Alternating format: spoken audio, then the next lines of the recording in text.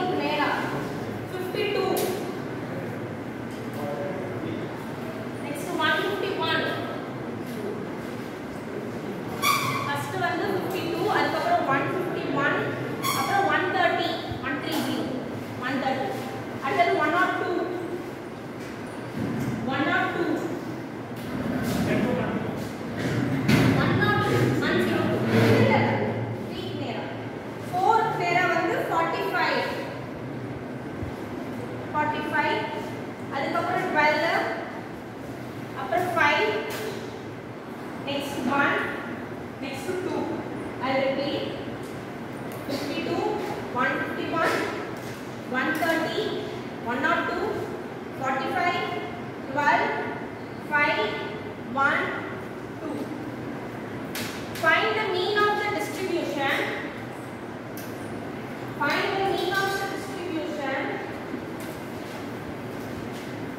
and using its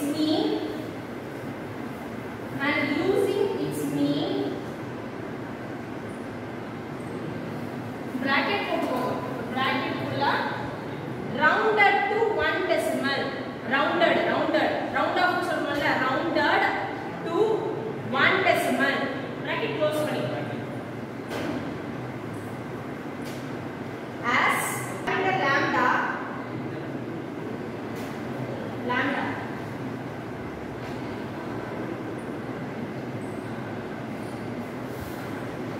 as the parameter lambda fit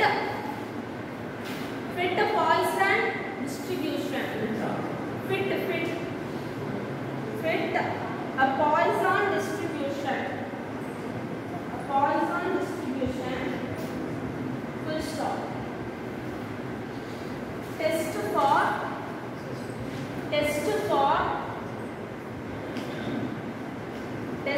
for goodness of fit. Test for goodness of fit. At the level of significance,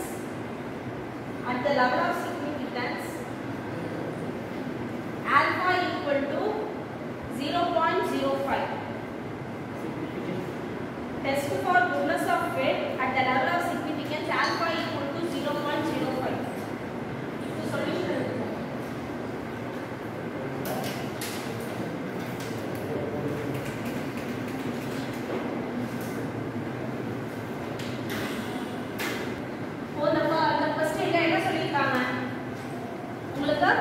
number of trucks arriving per hour. அதாவது ஒரு மணி நேரத்துக்கு எவ்வளவு trucks arrive ஆகுது அப்படின்ற first number of trucks வந்து சொல்லிருக்காங்க 0 ல இருந்து 8 வரை. ஒரு ஹவருக்கு 0 trucks வருது, ஒரு ஹவருக்கு 1 truck, ஒரு ஹவருக்கு 2 trucks அப்படின்ற மாதிரி. அது frequency, அதோட observed frequency தான் கீழ கொடுத்திருக்காங்க. 52 வாட்டி ஒரு ஹவருக்கு no trucks. புரியுதா? Next 151 times வந்து உனக்கு per hour வந்து 1 truck அப்படின்ற மாதிரி repetition வந்திருக்கு.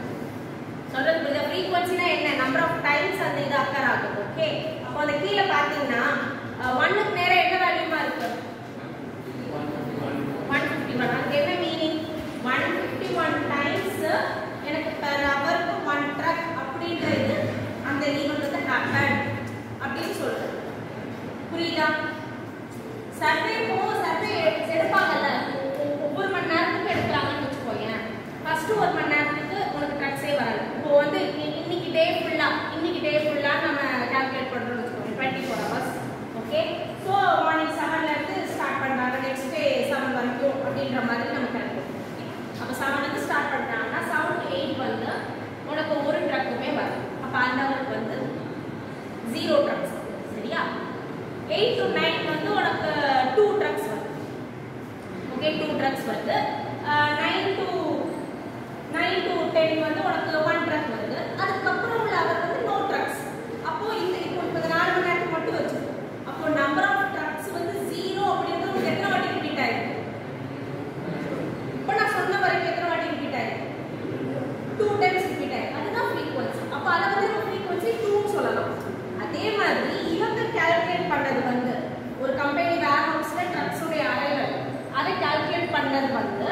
0 trucksன்றது 52 டைம்ஸ். புரியுதா? 52 டைம்ஸ் அதே ரிப்பீட் ஆகுது. ஒரு மணி நேரத்துல 0 ட்ரக் இருக்குன்னா அதே மாதிரி ஒரு 52 வாட்டி எந்த ட்ரக்குமே வரல அப்படின்ற மாதிரி. புரியுதா? புரியுதா? டவுட்ஸ் இருக்கா? ஓகே, அதுதான் ஃப்ரீக்வன்சி. ஃப்ரீக்வன்சின்றது அந்த ரிப்பீட்டேஷன், அந்த எத்தனை டைம்ஸ் வந்து ரிப்பீட் ஆகுது அப்படின்னு சொல்றது தான் ஃப்ரீக்வன்சி. ரைட்? ஓகே, இப்போ இதுக்கு வந்து நம்ம என்ன கண்டுபிடிக்க சொல்லியிருக்காங்கன்னா இந்த டிஸ்ட்ரிபியூஷன் வந்து மீன் கண்டுபிடிக்க சொல்லியிருக்காங்க. ஓகே, அதோட மட்டும் இல்லாம test for goodness of fit. Goodness of ஃபிட்னா என்ன ஞாபகம் இருக்கா நீங்க சொன்னது? லிசன். ஸோ இதில் வந்து number of trucks arriving per hour கொடுத்துருக்காங்க, அது ஃப்ரீக்வன்சி கொடுத்துருக்காங்க. இப்போ நம்ம மீன் ஆஃப் தி டிஸ்ட்ரிபியூஷன் கண்டுபிடிக்க போகிறோம், அது குட்னஸ் ஆஃப் ஃபிட்டை டெஸ்ட் பண்ண போகிறோம். ரைட்? ஸோ இது வந்து பாய்சான் டிஸ்ட்ரிபியூஷன் அவங்களே கொடுத்துட்டாங்க. குட்னஸ் ஆஃப் ஃபிட் பொறுத்த வரைக்குமே 3 டிஸ்ட்ரிபியூஷனில் வரும். ஒவ்வொரு டிஸ்ட்ரிபியூஷனை அது வந்து ரிசம்பிள் பண்ணும், அதை கொடுத்துருக்க டேட்டா ரிசம்பிள் பண்ணணும்னு சொல்கிறோம். இந்த number of trucks per hour, number of car accidents happen per hour, இதெல்லாம் எதில் வரும்? பாய்சான் டிஸ்ட்ரிபியூஷனில் வரும். ஸோ இதுவும் பாய்சான் டிஸ்ட்ரிபியூஷன் தான். பட் இந்த கேஸ் அவங்க கொஸ்டின்லேயே பாய்சானும் கொடுத்துட்டாங்க. ஸோ நம்ம தனியாக கண்டுபிடிக்கிறது கிடையாது. ஸோ பாய்சான் டிஸ்ட்ரிபியூஷன் பேராமீட்டர் என்ன? Lambda. So parameter lambda, mean வேல்யூவும் லாம்டா பாய்சான் டிஸ்ட்ரிபியூஷன். ஓகேவா? இப்போ என்னன்னா ஃபர்ஸ்ட் நம்ம நல் ஹைபோதசிஸ், அவங்க என்ன ஹைபோதசிஸ் சொல்லியிருக்காங்க? பாய்சான் டிஸ்ட்ரிபியூஷன் வந்து இது வந்து குட் ஃபிட்டாக இருக்கும் அப்படின்றத ஹைபோதசிஸ். கொஸ்டின் அதான் கேட்காங்க. நம்ம கொஸ்டினில் கேட்கறதா என்னவா எடுத்துப்போம்? நல் ஹைபோதசிஸாக எடுத்துப்போம். ஆல்டர்னேட்டிவ் ஹைபோதசிஸ் வந்து கான்ட்ராடிக்டரியா எடுத்துப்போம். ஓகேவா? நெக்ஸ்ட் ஆல்ஃபா வந்து என்னன்னா அவங்களே கொடுத்துட்டாங்க, 0.05 கொடுத்துட்டாங்க. நியூனா என்னது? டிகிரிஸ் ஆஃப் ஃப்ரீடம்ன்றது எதுக்கு நான் n-2 போட்டிருக்கேன்? பாய்சானுக்கு n-2. ஸோ இந்த இடத்துல n வேல்யூஸ் நமக்கு ஆக்சுவலா எவ்வளவு கிவன்? n values 9. 9 சொல்லிருக்க நம்பர் ஆஃப் டேட்டா. ஓகேவா? Number of data, number of coins அந்த மாதிரிலாம் கிடையாது. நம்பர் ஆஃப் டேட்டா nன்றது 9. ஆனா இந்த இடத்துல நான் 7 போட்டிருக்கேன். எதுக்காகனா அந்த டேட்டாவை பாருங்க, ஃப்ரீக்வன்சியை பாருங்க. நான் ஃபர்ஸ்டே அந்த அப்ளிகேஷன்ஸ் கண்டிஷன்ஸ் சொல்லும்போது என்ன சொன்னேன்னா அந்த தியரிட்டிக்கல் செல் ஃப்ரீக்வன்சி வந்து லெஸ் தென் 5 இருக்கக்கூடாது. 5 இல்ல 5 above தான் இருக்கணும். தனித்தனி ஃப்ரீக்வன்சி வந்து 5 இல்ல 5 above தான் இருக்கணும். அப்ப இந்த லாஸ்ட் 2 வந்து உங்களுக்கு என்ன இருக்கு? லெஸ் தென் 5 தான் இருக்கு. அப்போ அந்த 1ஐயும் 2ஐயும் அந்த ஃப்ரீக்வன்சி நம்ம எதோட ஜாயின் பண்றோம்னா அந்த கடைசில உள்ள 5 இருக்குல்ல, அதுக்கு முன்னாடி 5 இருக்குல்ல, அதோட ஜாயின் பண்றோம். அதுக்கு பேர் தான் பூலிங். பூலிங்னா நம்ம சேர்த்துறோம். ஓகேவா? அதை ஜாயின் பண்ணதுனால நமக்கு இப்போ n ஈக்குவல் என்னது? நம்பர் ஆஃப் டேட்டா என்னது? 7. அந்த கடைசி ரெண்டையும் அந்த 5ஓட நம்ம சேர்த்துறோம். சோ நமக்கு n ஈக்குவல் டு 7 ஆயிடும். So 7 minus 2. புரியுதா? அப்போ நீங்க எதெல்லாம் செக் பண்ண வேண்டியது? ஒரு given டேட்டால என்ன ஃப்ரீக்வன்சி கொடுத்தாங்க, ஒவ்வொரு ஃப்ரீக்வன்சி எப்படி இருக்குன்றத கொண்டு செக் பண்ணணும். கண்டிஷன்ஸ் நான் ஆல்ரெடி கொடுத்துருக்கேன். புரியுதா? சோ அந்த கண்டிஷனை பேஸ் பண்ணி தான் எல்லாமே. தியரிட்டிக்கல் ஃப்ரீக்வன்சி வந்து லெஸ் தென் 5 இருந்தா உடனே நீ அதுக்கு முன்னாடி உள்ளதோட ஜாயின் பண்ணு. சரியா? ஓகே, டேபிள் வேல்யூ கண்டுபிடிச்சு சொல்லு. 11.07. ஓகே, 11.07. சரியா? டேபிள் வேல்யூ வந்து 11.07. ஓகேவா? நெக்ஸ்ட் என்ன பண்ணுவோம்? டெஸ்ட் ஸ்டாட்டிஸ்டிக் எழுதுவோம். அதுல ஃபார்முலா இல்ல chi ஸ்கொயரோட ஃபார்முலா என்ன? ஃப்ரீக்வன்சி தான் கொடுத்திருக்காங்க. ஃப்ரீக்வன்சி ரிலேட்டடான ஃபார்முலா தான்.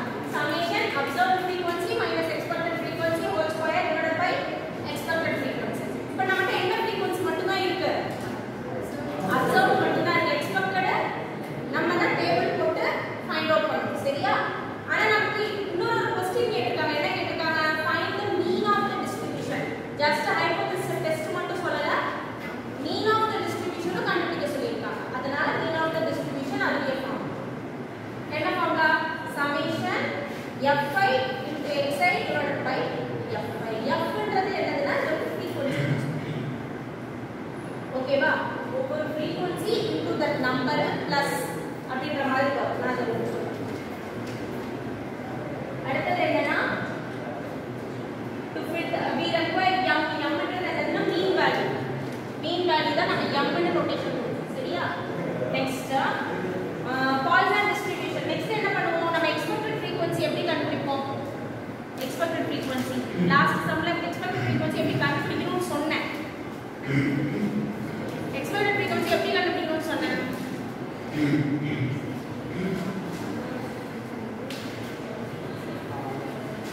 ஃபர்ஸ்ட் அந்த டிஸ்ட்ரிபியூஷன் இருக்கு இல்லையா, அந்த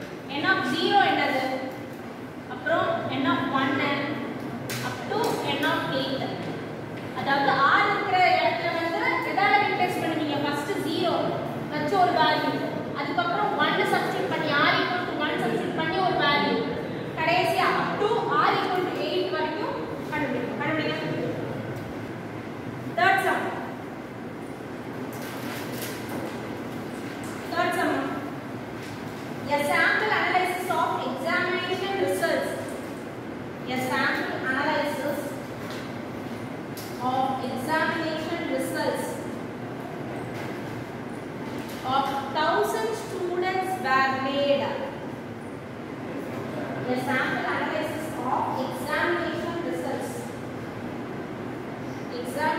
results of 1000 students were made, and it was found that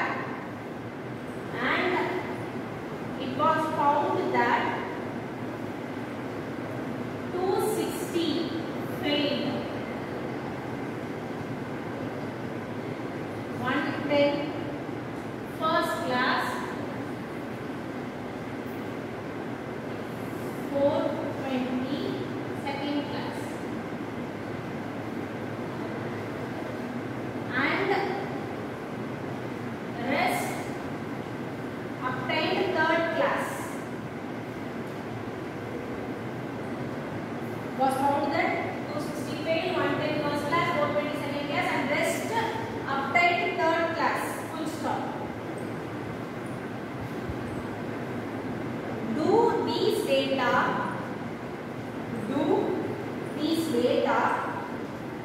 support the general examination result? Support the general examination result. Support the general examination result in the ratio 2:1:2:2.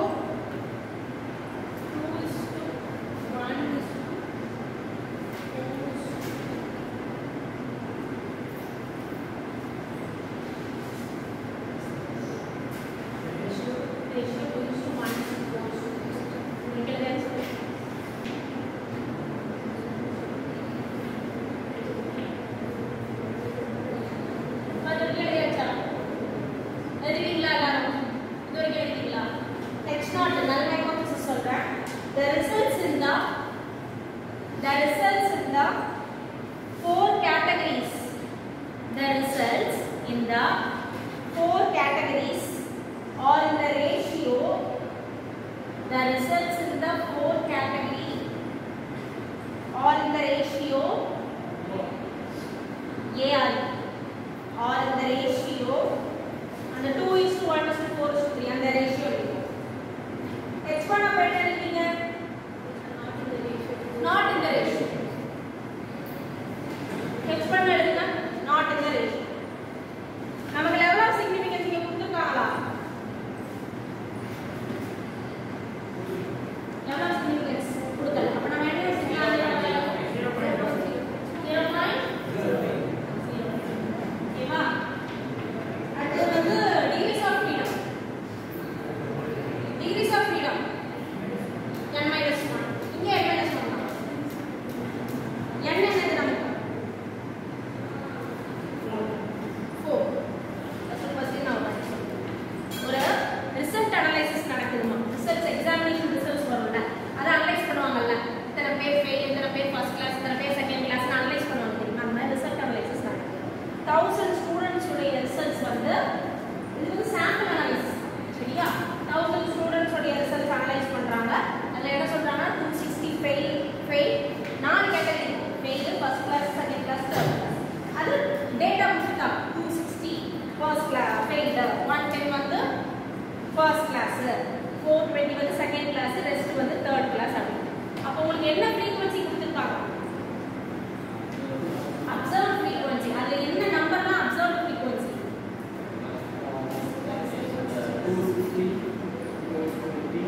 260 420 110 இதெல்லாம் தான் observe frequency. உங்களுக்கு புரியுதா?